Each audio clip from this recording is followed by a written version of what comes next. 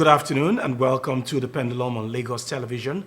The Pendulum is a weekly political program on Lagos Television. Today on the show, we'll be looking at the state of the nation, and then this will take us through the recent developments in the ruling party, which is the APC. There are different speculations here and there about the resignation of the former chairman of the party.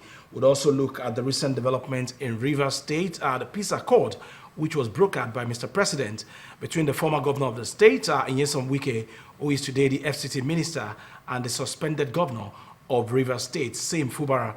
What are the implications of this development for the politics of Rivers State? We'll also discuss the problem of insecurity, which is facing the country in different parts of the country, not also forgetting the massive the campaign of political class into the ruling party, APC, as well as those who are saying that they are going to form a coalition against the return of Mr. President in 2027. That's the lineup for the show today. We'll take a very short break at this moment to bring you some of the trending news in the polity. When we return, you will be meeting my guest on the show this afternoon. Stay with us.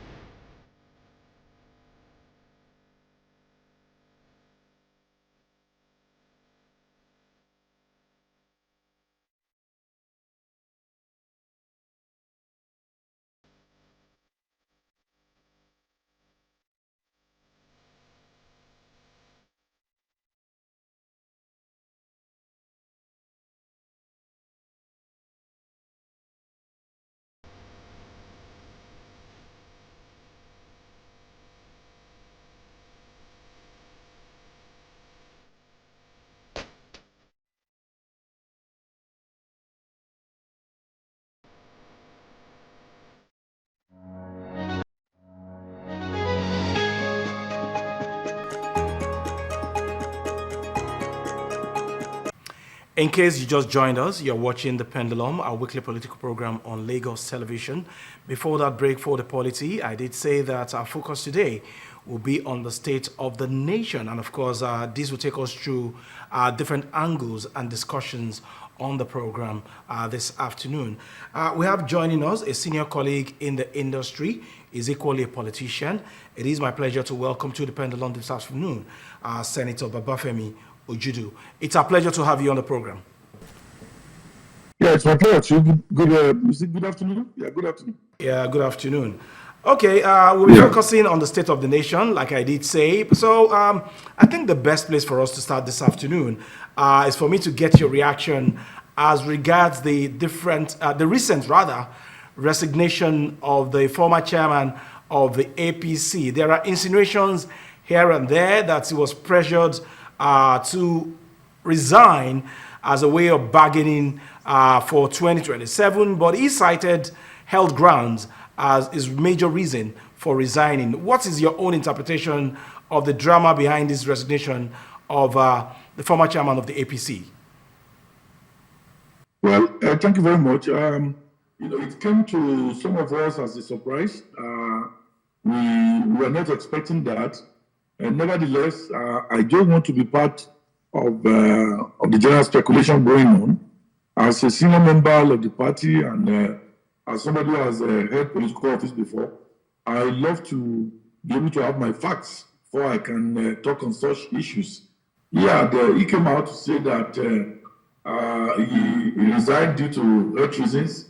No official statement has been made to negate that. So we should accept that for now until we have a concrete fact that is contrary.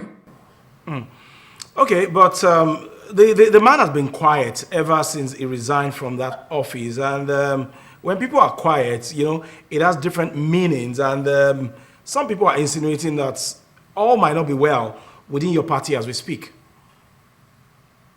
Well, if the man has been quiet, what do we expect him to do? To be shouting around the town when he said he has resigned due to health reasons. If it is true, then he will be taking care of his health. If it is not true, then he will probably be waiting. We should all wait for his next moves as a politician, not just an ordinary politician. Somebody who has been, has served as governor of Kano State twice, and before that, had served as deputy governor in that same state. So we should bide our time and wait and let us hear from him whenever he wishes to talk, or when he feels it is time for him to talk. Okay, another issue which is making people to believe that there's a crack within the APC is the fact that news are going around that Mr. Vice President might not be used by Mr. President as his running mate in 2027. And I'm very sure you saw what happened in Gombe when some party stalwarts endorsed Mr. President for 2027. Isn't it an indication that there is a crack within the party as well? Well, I really agree with you that there is news that Mr. President will not use his deputy. What we have, are rumors. So, and I don't think a medium like yourself or myself, who have been a journalist, should base our analysis simply on rumors. We are just, a little above 2 years into the term. We shouldn't even be talking about the next election right now, honestly.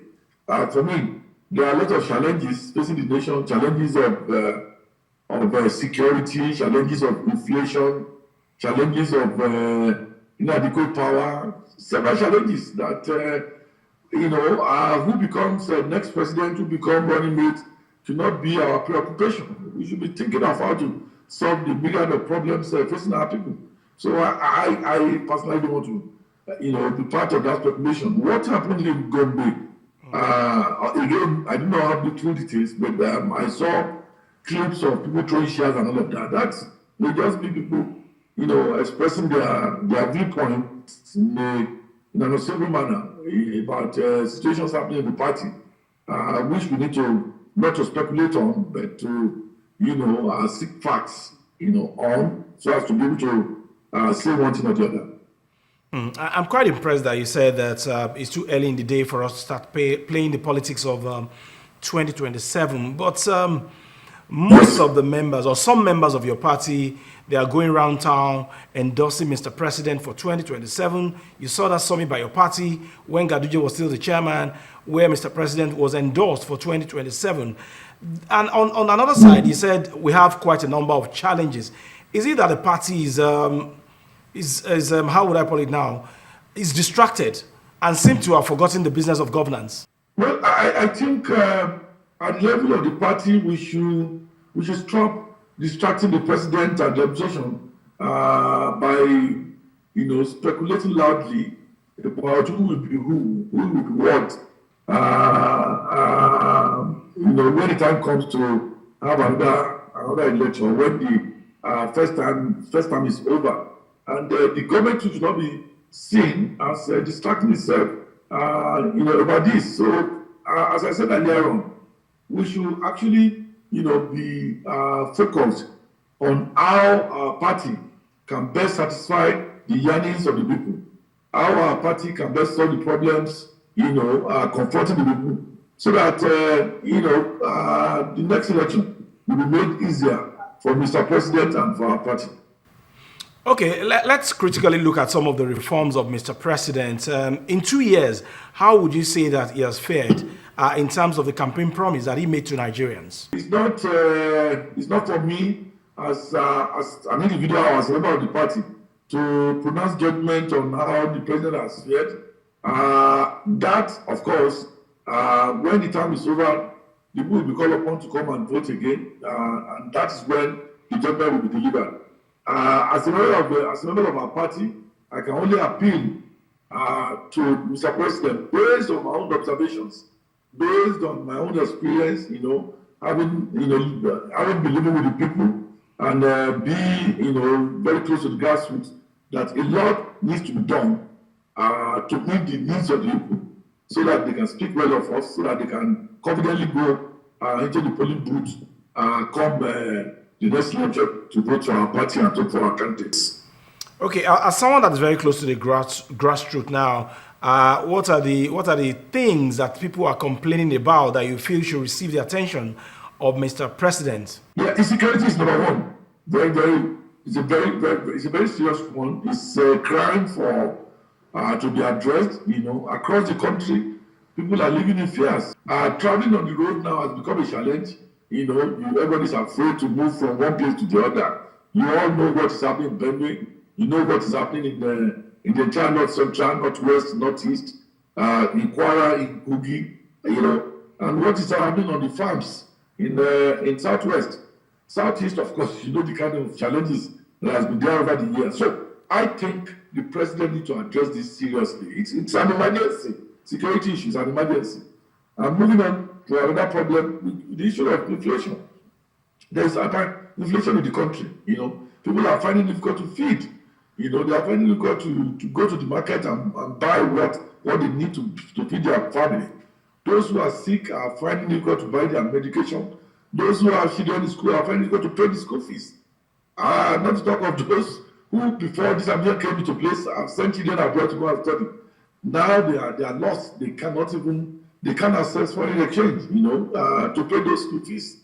And there's agony everywhere. So I think that so much needs to be done in these areas. I live in Ekiti. I've not had electricity for almost 4 or 5 days now.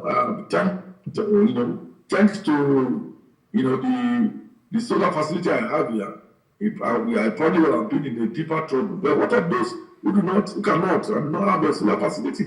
If the public electricity system is not going to work, then the government needs to look at how they can, import, and subsidize, all solar panel, inverter, and all of the things that people require to provide to generate light from sunlight for themselves. Several problems are confronting us, and we should not pretend as if we do not know. These are things that touches the people, majority of the people. The people who are rich, the 1% who are paying a lot of money may not be expressing those problems. The majority of Nigerians are expressing it. So we still have 2 years, and at least about that, to work on these problems. And I'm calling on Mr. President, the entire administration, the National Assembly, and everyone, our party, and everyone who is involved, for us to channel our energy towards solving this problem, so that when the election comes in less than 2 years, we all go out confidently to go and campaign. We all go out to mobilize people to vote for our party. That for me, should be the challenge that we should be addressing now. Not who is going to be vice president, who is going to be this, and who is going to be that. Some of the problems like you identified, which the people are complaining about, is the fact that their purchasing power is dwindling, epileptic power supply, and insecurity in some parts of the country. Are there visible signs that this government is making reforms to address some of these challenges? Well, we should believe and hope that the government will do something. It's not about doing something, it's seeing the outcome of what they are doing. That for me is the important thing. And that's what I'm calling them to do. The president should be talking to the nation almost on a daily basis on this issue of security. And it's not in a part of the country. No, it's in almost everywhere in the country. In the past, you want to go to Ibadan from Ekiti here, you want to go to Akure from Ado Ekiti. It's a given. You could go any time of the day and night. But now, a journey of less than 1 hour, your heart is in your mouth. If you are doing it and pray to your God to get to where you are going to safely. And same thing goes for all the road travels in this country now. I wouldn't even venture to the east. I wouldn't venture to northeast and some other parts, or to Savannah, or to Kebbi, or to even Sokoto. So it gives a cause for concern, and we must all come together to find a solution to this. This is not time to politic now. It's time to see that our collective existence is being endangered, and there is need for us to find solutions to this problem. Okay, so would you suggest that we embrace state policing in the country to address these security challenges that we are facing? And of course, I remember that Mr. President equally mentioned that there will be recruitment of forest guards to also protect some of our forests. Are these steps that you think will take us out of this insecurity challenge? Yeah, these are things to be done, but we first of all need to get to the basis of the problem. What is the cause of all of this? Nigeria, a time goes when Nigeria was not like this. A time goes when we could travel the whole of entire north day and night without having any challenge of any kind. Why are we at the point we are in now? What is the cause? We have to treat these things from the roots, not from the leaves.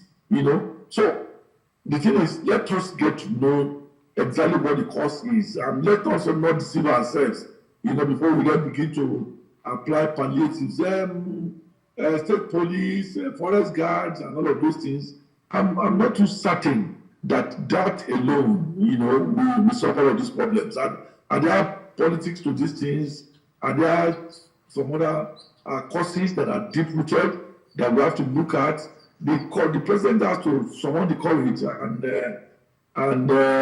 be able to, talk to everybody, move around the country, understand the problem, seek assistance, seek understanding, and then, so that we can unite everybody to solve the problem that we're having. I'm not too sure it is just, skirmishes here and there. It's a serious, fundamental problem that is capable of shaking the foundation of this country if not quickly addressed. The approach that you're suggesting to Mr. President, would that be that of Benue State, wherein he had a stakeholders meeting, a town hall meeting rather now, with all the major stakeholders of Benue?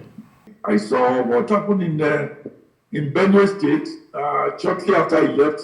You probably must have read the stories about attacks, people who are passing through the state, and further killings on the farms and the villages and towns in Benue State. That is to say that, look, we are still not taking the right approach. We are in a situation whereby all of the service chiefs, all of the security chiefs, all of the intelligence chiefs, the president and major stakeholders should come together to take a very strong look at this problem. Devoid of politics, devoid of ethnicity, devoid of sentiment, devoid of religion. We have a Nigeria that is under threat of insecurity. And for as long as we do not have another country where all of us can run to, we should all come together and find a lasting solution to this problem. It's very important. People are running away from the farms. They are abandoning investments just because of insecurity.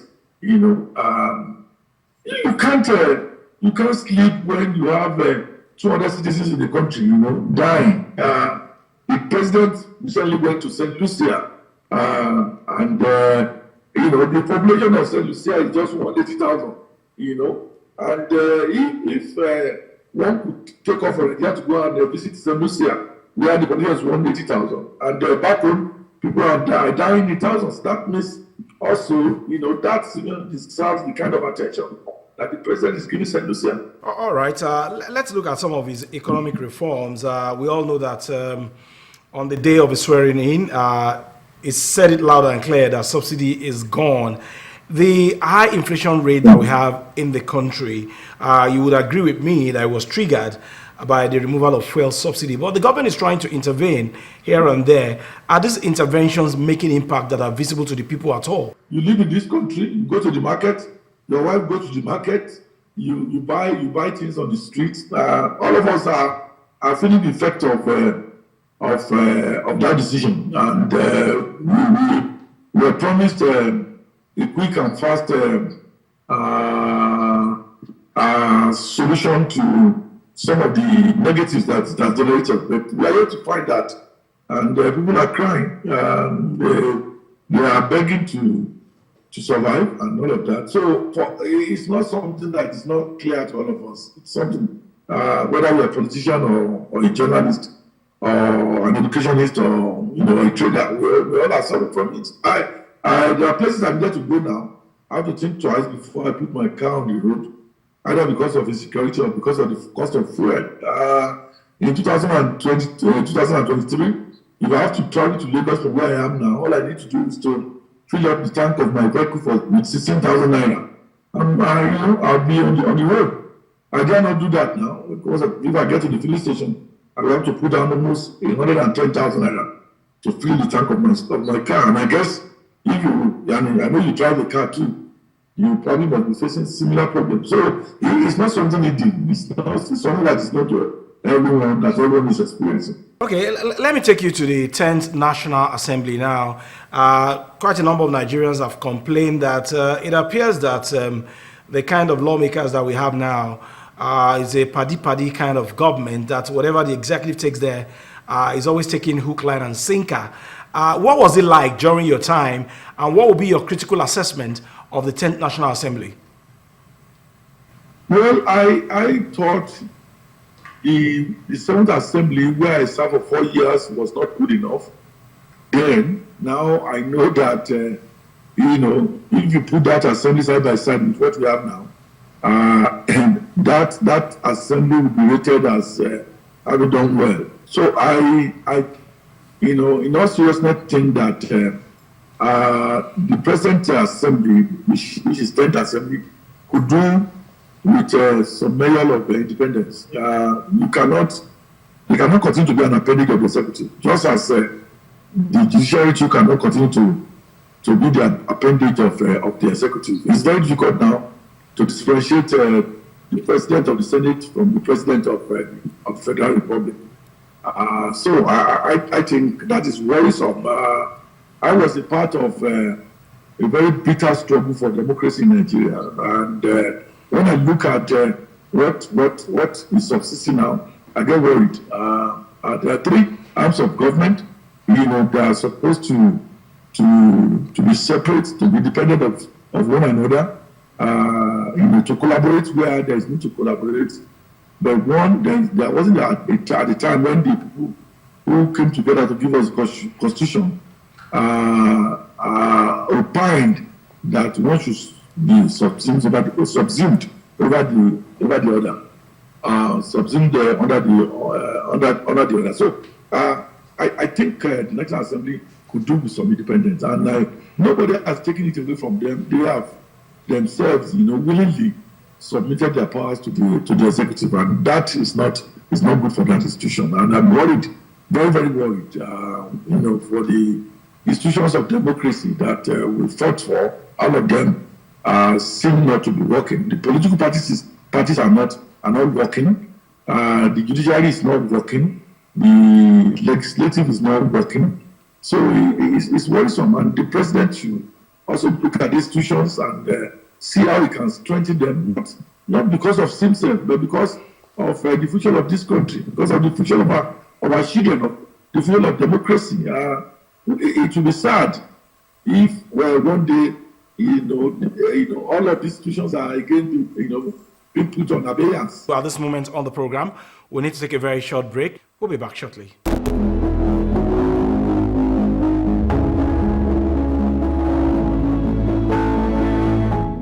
We still have with us on the pendulum Senator Babafemi Ojudu, and so far has been speaking on the state of the nation, in particular some of the reforms of the present administration.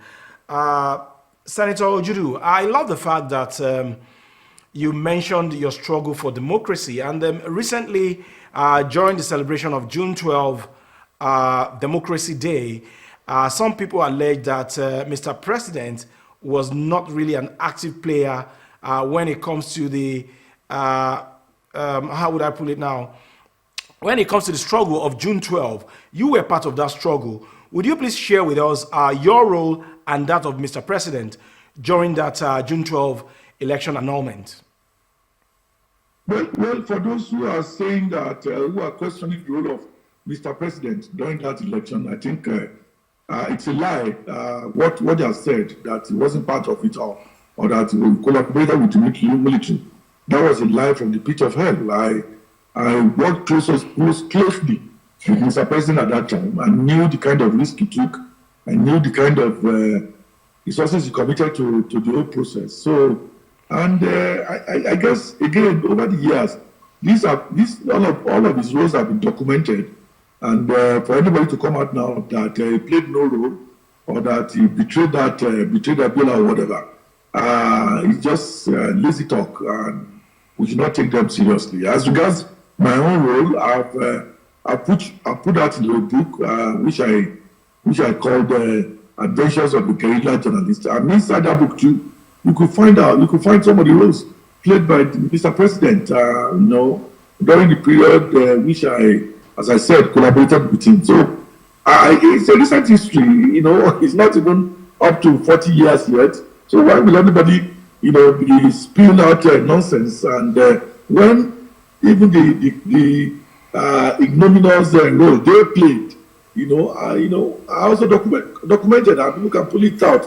It didn't take me more than an hour to go to my library to bring out an edition of Tel magazine, where they reported the suspension of Sule Lamido for betraying June 12. This same the party then, the SDP that elected Abiola, suspended him for his conspiracy with others to rubbish that free and fair election. So for that kind of person not to even know or remember the role he played and how those roles were documented, to now accuse somebody who played a noble role of being a betrayer, for me it's mischief. We are in a political season, so anybody can say anything, but it's incumbent on those of us who are researchers, who base our opinion on concrete evidence and not on politics, to come out and put a lie to what those people says. And I've done that adequately in the press statement and also in some of my own social media handles, and I've given concrete evidence. And I think quite a lot of Nigerians are not convinced by the statement made by Sule Lamido. We cannot forget June 12 in the history of this country. Looking at the quality of democracy that we practice today, would you say that it is worth the sacrifice that some of you made then and the democracy that we have today? Are you impressed with the quality of leadership that we have and how we are practicing our democracy as we speak? Well, whatever sacrifice anyone could make for democracy for democratic issues is worth it anytime, any day. The regret, however, is that what we fought for has not been adequately protected. And it's also become worrisome, particularly under a man who gave so much to it, who gave his time, his energy, and his resources. He could have been killed under, in the course of fighting of those battles. He could have done some other things and make money. He could have kept the money he invested in the struggle in blue chip companies in America and Europe. He would have today be rich for it. But he decided, he saw the need, to bring about democracy in Nigeria, and he was very passionate about it, as I said earlier on. So for me, I will now want to call on him that having done that much for democracy, he should go ahead now that he's in the saddle to then, of course, ensure not just that democracy is protected, that all of the institutions of democracy, are protected and even strengthened by him, so that when he leaves power, one day he will not want again to be called upon, or he shouldn't be called upon to come and be at the barricade. I do not want to be called again to come at the barricade. I don't want my children to be called upon to start fighting for democracy again. Rather, we should fight for the betterment of this country, for the development of this country, we should fight to make life livable for majority of our citizens. That should be the next fight. But I'm calling on the president to strengthen all of the institutions of democracy. We want to have a multi-party system. Parties that are strong on ideology, that are strong on on their manifestos for the people. We want a judiciary that is independent, that can make pronouncement, even against Mr. President, that can approach laws and with justice and fairness. We want a National Assembly that is independent, that will keep to the rules. We want political parties where people are not jumping from one party here and there just because they want to have positions or because they want to win elections. What we have now that we call political parties are not, political parties in the classical sense of the word. What we have now are just vehicles to contest election and get positions. It's sad that one could be in the Labour Party yesterday, wake up again to find himself in the PDP, and from PDP, again day after go to APC. In fact, there is a new development now. You can be in two parties at the same time. Wike is in the PDP, is also in APC. That's a very new development. It has never happened in this country. One leg in APC, one leg in PDP, and it's a control in both parties. So I do not know any other country where that is possible. But that is what has become of the democracy we fought for, the democracy that Mr. President gave all so much to bring it to being. I think something needs to be done urgently. So the massive decampment that we witnessed recently, especially from the PDP into your party, is not healthy for our democracy. Yeah, why some may think it is beneficial for my party. I do have a contrary opinion. Do you imagine in the Second Republic having an Akiloye, decamping to UPN? In fact, the door will not be open to him because the ethos, the ideas, the ideology of UPN is clearly different from the ideology of NPN. They cannot meet in any way. That's why we are saying that parties should be organized on the basis of ideology, clear ideology. Look, I believe in free education. These other ones do not believe in free education. I believe in the market economy. I believe in an economy that is regulated. These are the kind of way parties are formed in other parts of the world. I campaign for the environment. I do not believe in the environment or whatever. So you don't know where you belong. Okay, I'm a member of APC now. For example, I do not share anything in common with the president of the Senate as it is today. I do not share anything in common with Mr. Wike, because of his antecedents and some of the things that he's doing now. When you bring, a cat and a mouse into the same environment, it's not decent. One is, we end up killing the other, So as I told someone yesterday, I said I was in Port Harcourt, on assignment with the vice president, and right there and then, the microphone was given to Wike. He described APC as a party invested with cancer, and that nothing will make him go and feature or go and be part of that kind of political party. And here he is today. He has a leg in that cancerous party. I've been at events where, for example, Akpabio described Buhari and APC in very unsavory terms. There is no, negative adjectives that he didn't use for our party. So what has changed is then that will now make him a major decision maker in our party. I was in the National Assembly. Some of the people who are holding positions in our party today, were abusing Tinubu. They were calling him all sorts of unbeatable names. They were calling our party Asiwaju People's Congress or whatever it is. They were calling also. In fact, there was a time when one of the senators who was in PDP, was almost going after the wife of Achiwaju inside the National Assembly. Abuses and all kinds of things were poured on us. People rose up to fight them at that time. Those people who were abusing us then have held, ministerial positions. One even became petroleum minister, who called Buhari all manners of reputable names. Those who defended Buhari then has never been offered a single appointment.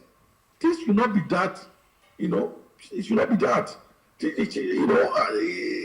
Politics and governance should be run in a better way, in a true democracy. So that's why we are saying we are not yet there, the kind of democracy we are playing. If people can genuflect, if they can sycophant, if they have no shame and can jump from one party to the other, they are most welcome.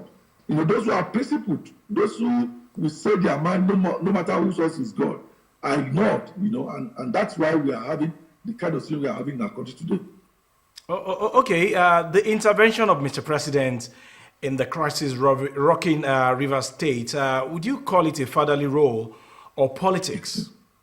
I think that while I will thank the president for whatever peace he might have brought to Rivers State or whatever resolution he may have engendered, I would have thought that this would have been the initial thing that we have done when this crisis reared its head.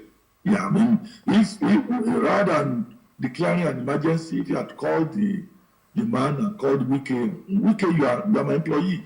You can't be seen to be causing trouble in Rivers, and call him to order, and call the governor and say, look, you have to accommodate every other opinions. But he called them together before the declaration of the state of emergency. Yes. You said what? He called them together before the declaration of the state of emergency. Yeah, but I still want to insist that enough was not done. Rather than doing emergency. Emergency, having a military man governing a state, in a democracy, it's an aberrant. It should not even happen at all. There ought to have been a better way to handle that matter. I was opposed to the declaration of emergency yesterday, and I'm opposed to it today, and I'll be opposed to it tomorrow. So you think all the dust must have been settled now that Mr. President has intervened? Yes, if enough effort had been put into settling the matter, bring the two of them. If they will not work together or will not let it be resolved in secrecy, bring them to the open. Let the world, let the country know that, look, these people are trying to destroy that state, and that you will not be in Abuja and sit down there and allow them to destroy it.